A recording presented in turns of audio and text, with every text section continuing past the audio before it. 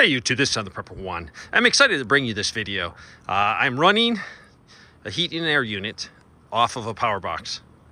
Now I've did a full review of the Oupes, or really it's Oupes, but I call it Oupes, but it's Oupes. I did a full review. I'll put that link there so you can see it. But I have the extended battery hooked up to it. So you're talking a lot of over 10,000 watts. And it's supported by, I think, a 4,000 watt inverter. So it's plenty of inverter to run. This is a 1 ton, 12,000 BTU. It's a 110 unit, and the reason we went 110, it is so I can run it off power box. It was bought specifically for the purpose of running it off the power box. Now, as you can see, that's a transfer switch on top right there. And it is, if you switch it all the way to the top, it will be grid power. The bottom is the solar. Now, right now we have an extension cord wired in. It's just for proof of concept to make sure this is going to work before I run a dedicated electrical line from it to a power shed. Now, this is not the power shed that services the workshop. This is a new power shed that's going to service the house. Now, the electrical system is not tied in with the grid. It's totally separate. So I'm not, using a transfer switch. I'm not using dedicated, lines in the house where I can switch over. I'm trying to keep everything solar separate from the grid power. This is for EMP protection and just simplicity. So normally this would be off grid power, but if the power goes off, I can definitely run it off of the boxes. This is running right now. It's pulling about 680 watts of power, and it does ramp up from anywhere from 400 to 700. It just depends. I have a heavy load on it right now. I turned it up to keep it running. I didn't want it to cycle off for the video. So eventually the yellow cord will come out and it'll be a hardwired line into it back to the power station. On the left side, we have a surge protector, and the surge protector is wired to protect it on the grid side and coming in on the power box. A lot of people don't have the option of running any type of heating off of power boxes, but seeing this is a 10K unit, this will definitely take me through the night for sure on a very cold night, without a shadow of a doubt. We do have wood stove, and the wood stove would definitely be used to supplement the heat. But the nice thing about this is I can set this, go to bed if we lose power.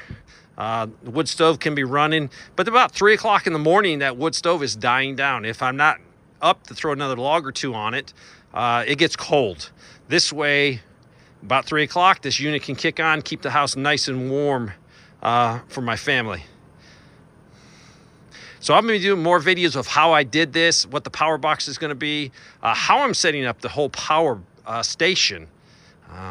We're using a dedicated sub panel and running some lines into the house, and it will run totally off of a few solar boxes, and it will have a tie-in so I could run the generator if the boxes. So I'll be putting solar on this. So this is an option if you don't want to put $50,000 into a big home system, and it's easy $50,000 nowadays. The labor alone is outrageous. This is a way to do a little bit of solar, and that's the purpose.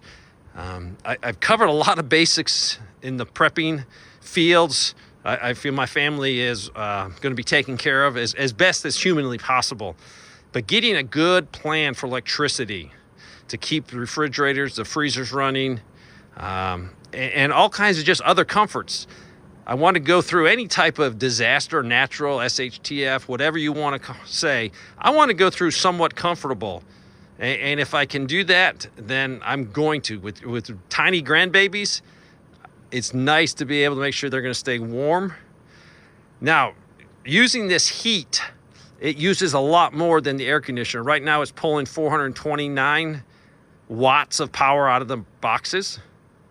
When it's on air conditioner mode, it'll probably only pull about a third of that. So in the summer, when it's 95, I'm in the south, or 100 degrees outside, It's going to be no problems keeping everything nice and cool, 72 degrees in the house, off of the power boxes. So as you can see, I'm using the RV plug, 30 amp RV plug right there, and backfeeding that way. That way I have multiple machines. If one gets down low, I can also always unplug it from the 30 amp. Big thank you, huge thank you to Mr. Off Grid. I will leave his link to his channel. He definitely allows me to do things because I have someone that can assist me, especially on the important hookup parts. So he's a great friend, and I really appreciate him giving me advice, and then coming over here and making sure everything's going good and nothing's going to blow up. Seeing he's an electrician and a heat and air guy, it's good to have a good friend.